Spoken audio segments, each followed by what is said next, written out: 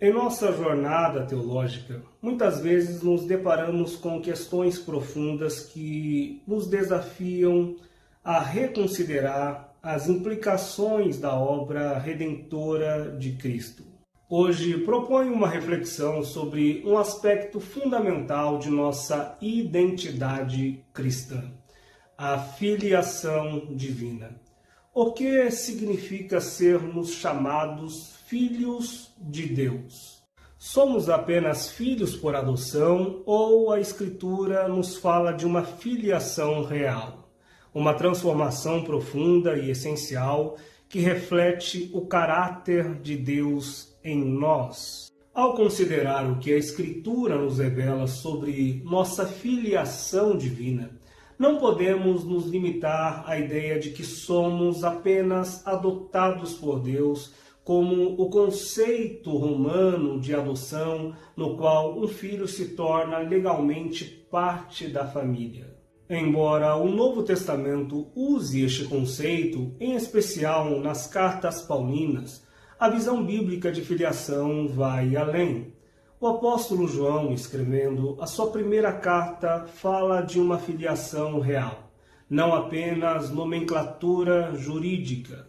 Vede, com grande amor nos concedeu o Pai, o de sermos chamados filhos de Deus, e somos, de fato, filhos. A declaração de João abre um abismo de significado, sugerindo que não somos chamados apenas filhos, mas somos filhos de fato, com um direito e uma essência conferidos diretamente pelo Pai. E se somos filhos de fato, qual é a natureza deste parentesco divino? O que significa ser filho de Deus? A Bíblia é clara ao afirmar que, se fomos gerados por Deus, nossa natureza não pode ser meramente terrena. O apóstolo Pedro disse que fomos gerados pela semente incorruptível. Ora, se a nossa origem é divina, qual seria a natureza deste novo ser que somos? De acordo com as Escrituras, nossa natureza é transformada e é essa transformação que deve ser entendida como a participação na natureza divina. Mas o que significa isso de fato? Em sua primeira carta aos Coríntios, no capítulo de número 15, o apóstolo Paulo, de maneira magnífica, descreve a transformação de nossos corpos no futuro. Ele fala sobre a mudança de natureza do nosso corpo, ressaltando que, enquanto o corpo terreno é corruptível e mortal, o corpo espiritual será incorruptível e imortal.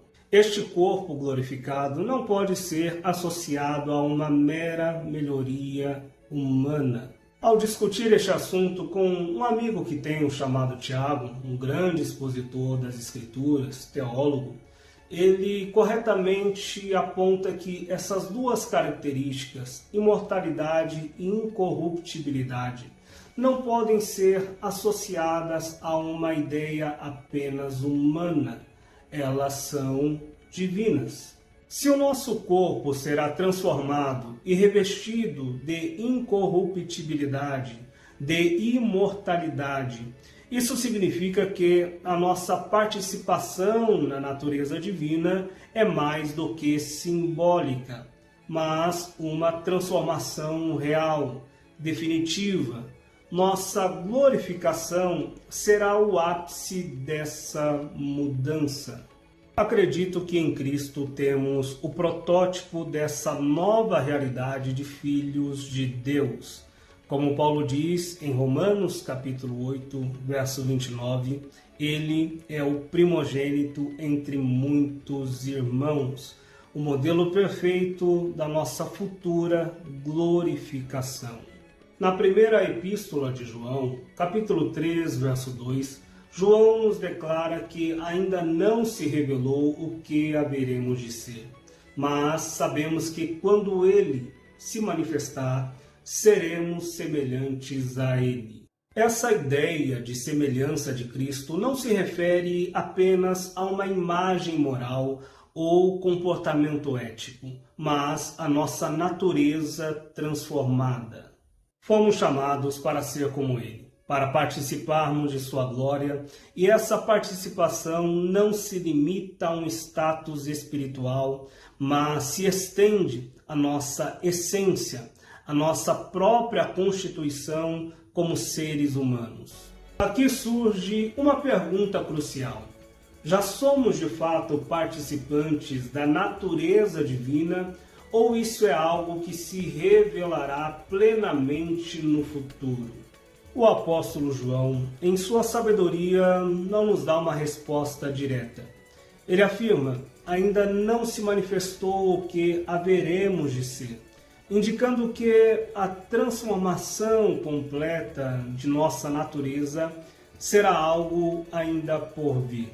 Contudo, ele nos dá uma pista importante, mas sabemos que quando ele se manifestar, seremos semelhantes a ele. Isso sugere que, embora já sejamos filhos, a revelação final da nossa participação na natureza divina se dará na glorificação. A conclusão que eu extraio dessas reflexões é que Deus está de fato criando uma nova geração de filhos e filhas, com Cristo como o protótipo e modelo dessa transformação divina. Como filho de Deus, não somos apenas chamados, mas somos de fato filhos, com uma natureza transformada e destinada à glorificação. Este é o nosso destino em Cristo. É o processo de participação na natureza divina que começa com a regeneração e se consumará na glorificação. Não posso ir além do que as Escrituras afirmam, como João sabiamente nos lembra. Ainda não se manifestou o que haveremos de ser. No entanto, há indícios suficientes na Escritura para afirmar que Deus nos está transformando, e a nossa glorificação será a plena manifestação dessa transformação. Portanto, ao refletirmos sobre nossa filiação divina, devemos perceber que ela é mais do que um título ou uma participação legal diante de Deus. Trata-se de uma transformação que a gente começa a experimentar agora, mas que se revelará em toda a sua plenitude na glorificação. A nossa participação na natureza divina será uma realidade concreta e definitiva, como parte do novo corpo espiritual que nos aguarda em Cristo. Eu abro um parênteses para dizer que é um corpo espiritual, mas ele não é destituído de matéria. A propósito, a matéria deste corpo espiritual não é corruptível, não é mortal, mas seremos revestidos de imortalidade e de incorruptibilidade, e seremos como Ele é.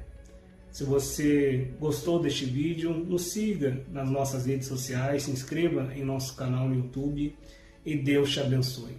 Até a próxima.